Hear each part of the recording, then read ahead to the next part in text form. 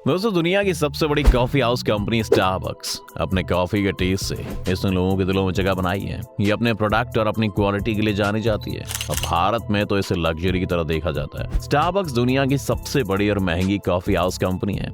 इसके सिर्फ अमेरिका में 15,000 से ज्यादा, कनाडा में 13,000 से ज्यादा और यूरोप में 900 से ज्यादा स्टोर्स हैं। लेकिन भारत में इसके 254 ही स्टोर हैं।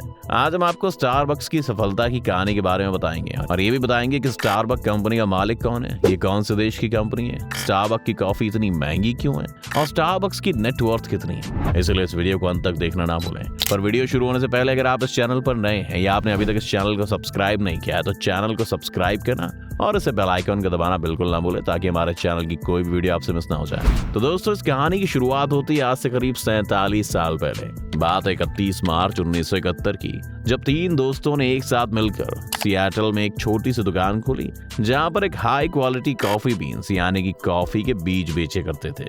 आपको हम ये भी बता देते हैं कि दरअसल ये तीनों दोस्त यूनिवर्सिटी ऑफ सैन फ्रांसिस्को में पढ़ते हुए एक दूसरे से मिले थे और इन दोस्तों का नाम था जेरी बाल्डविन और जेफ सीगल और गॉर्डन बोकर। दरअसल उस टाइम में एक बहुत ही फेमस कॉफी रोस्टिंग बिजनेसमैन थे जिनका नाम था अल्फ्रेड पीट और इन्हीं से इंस्पायर होकर इन तीनों दोस्तों ने अपनी दुकान खोलने का फैसला लिया था।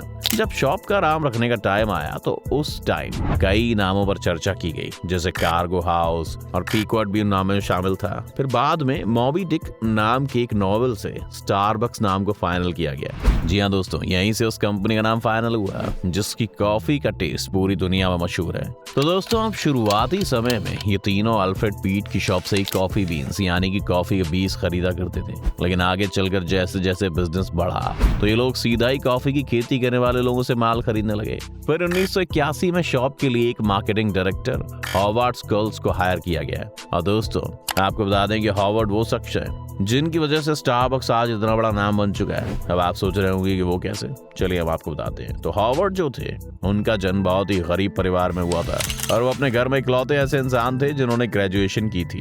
पैसे की कमी की वजह से उनके अलावा उनके घर में दूसरा कोई भी ज्यादा पढ़ लिख नहीं पाया था। इसलिए बचपन में की गई मेहनत और स्ट्रगल उनके काम करने के तरीके में साफ साफ दिखाई देती थी। स्टारबक्स को ज्वाइन करने के बाद उस कॉफी शॉप की तो मानो किस्मत ही बदल गई। प्रॉफिट कई गुना बढ़ गया और फिर एक बार स्टारबक्स में काम करते हुए हॉवर्ड को इटली के शहर मिलान जाना पड़ा। वहां जाकर उन्होंने देखा कि कॉफी के लिए एक प्रॉपर कैफे है जहां पर लोग सिर्फ कॉफी पीने के लिए नहीं बल्कि एक दूसरे से मिलने और टाइम बिताने के लिए भी आते हैं। पर दोस्तों, इतना ही नहीं, यहाँ तक कि बिजनेस मीटिंग्स के लिए भी इस कैफे का यूज किया जा रहा है। तभी उनके दिमाग में एक आइडिया आया कि स्टारबक्स अभी तक तो सिर्फ कॉफी बीन्स बेचता है और कॉफी बीन्स की क्वालिटी को चेक करवाने के लिए वो अपने क्लाइंट को कॉफी बनाकर पिलाते भी थे।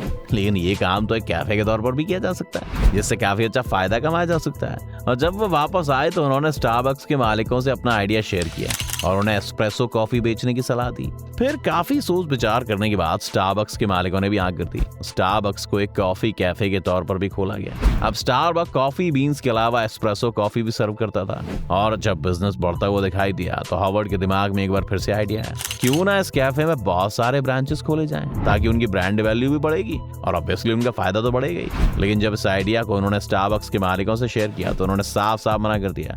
दरअसल उन्हें एक बड़ा रिस्क लग रहा था कि वो कैफे के तौर पर अपनी पहचान ज्यादा नहीं बनाना चाहते थे। हालांकि हॉवर्ड ने कई बार आगे भी इस आइडिया के लिए स्टारबक्स के मालिकों को मनाने की पूरी कोशिश की, लेकिन हर बार उन्हें एक निराशा ही आंत लगी। और दोस्तों, इसी बात से दुखी होकर उन्होंने जॉब छोड़ने का फैसला किया। अपने सपने को पूरा करने के लिए उन्होंने खुद का एक कैफे खोलने का सोचा। अब उन्होंने सपना तो देख लिया, लेकिन इस समस्या में कई मुश्किलें उनके सामने आने वाली थी, जिसमें पहला था पैसा। तो अब इनके सामने पैसों की समस्या आई, लेकिन एक डॉक्टर ने तब उनकी हेल्प की थी। तब हॉवर्ड ने अपना कैफे खोला और उनके कैफे का नाम था जियोनेल। हॉवर्ड के कॉफी कैफे इटली की कॉफी कैफे से काफी मिलते जुलते थे, जैसा कि उन्होंने मिलान शहर में जाकर देखा था। फिर आगे चलकर जैसा उन्होंने सोचा था वैसा ही हुआ। उनका कॉफी कैफे बहुत सफल हुआ। इसी बीच स्टारबक्स ने 1984 में अल्फ्रेड पीट की कंपनी पीट्स को खरीद लिया था और वो अपना ध्यान कॉफी बीन्स बेचने पर ही ज्यादा लगाए हुए थे। इसलिए स्टारबक्स ने आगे चलकर अपनी कॉफी कैफे बिजनेस हॉवर्ड को बेच दी और ये डील $3.8 मिलियन में फाइनल हुई। वैसे तो इस डील के लिए हॉवर्ड के पास इतने पैसे नहीं थे, लेकिन उन्होंने कुछ इन्वेस्टर्स की मदद के साथ ये डील फाइनल की थी।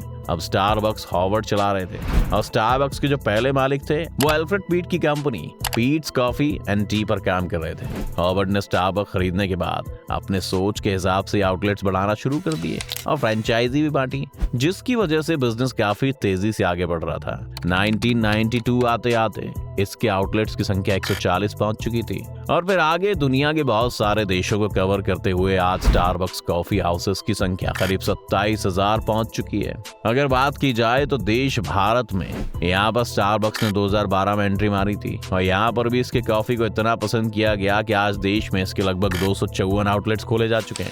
एक समय 3 लोगों से शुरू हुई स्टारबक्स में आज 2,40,000 से भी ज्यादा लोग काम करते हैं। कंपनी की शुरुआत भले ही 3 लोगों ने की थी, लेकिन कंपनी को असल ऊंचाइयों पर तो हॉवर्ड नहीं पहुंचाया, क्योंकि उनके अंदर रिस्क लेने की क्षमता थी और वो दूर क्या सोचते थे। और आज स्टारबक्स की नेटवर्थ 113.24 बिलियन डॉलर्स है। अक्टूबर 2022 में स्टारबक्स ने भारतवंशी लक्ष्मण नरसिम्हन को अपना अगला और नया चीफ एग्जीक्यूटिव ऑफिसर यानी CEO बनाने की घोषणा की थी। इनसे पहले हॉवर्ड शुल्ज ने ये जिम्मेदारी संभाल रखी थी। स्टारबक्स को ग्लोबल ब्रांड बनाने वाले भी हॉवर्ड ही थे। ये साल 2018 में रिटायर हुए और फरवरी 2022 से स्टारबक्स के आंतरिक CEO थे। और दोस्तों, ऐसा बिल्कुल नहीं है कि इस कंपनी ने कभी मंदी नहीं देखी या कभी मुंह की नहीं खाई। ना ही ऐसा है कि कंपनी ने सिर्फ सफलताओं का दौर ही देखा है। 2008 की मंदी के दौरान स्टारबक्स को अपने 600 से ज्यादा स्टोर्स बंद करने पड़े। अमेरिका में कॉफी पीने वालों की संख्या में कमी आई तो इसका असर स्टारबक्स के कारोबार पर पड़ा। स्टारबक्स को करीब 1000 नौकरियों में कटौती करनी पड़ी, लेकिन 2009 आते आते कंपनी ने एक बार फिर से खुद को स्टैब्लिश किया।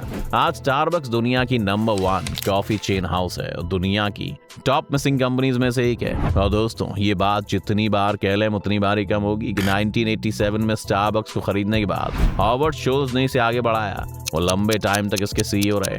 उस दिन अगर हॉवर्ड शुल्ज स्टारबक्स को ना खरीदते तो आज ये कंपनी वहां नहीं होती जहां है।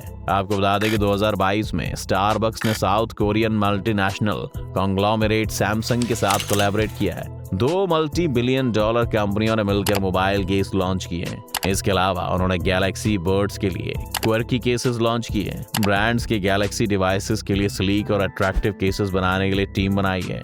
और हम आपको ये भी बता दें कि कोलैबोरेशन में बनने वाली सारी चीजें पर्यावरण के इको फ्रेंडली मटेरियल्स के साथ बनाई जाएंगी। हालांकि एक लिमिटेड एडिशन है, इसे विशेष रूप से दक्षिण कोरियाई बाजार के लिए तैयार किया गया है। नतीजतन इसे आधिकारिक तौर पर देश से बाहर नहीं बेचा जाएगा। तो दोस्तों, आज की कहानी में बस इतना ही। क्या आप कभी स्टारबक्स गए? हमें कमेंट करके जरूर बताइएगा।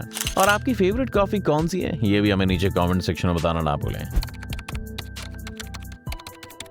तो दोस्तों, आज की वीडियो में बस इतना ही। उम्मीद है आपको आज की इस वीडियो से काफी कुछ सीखने को मिला होगा।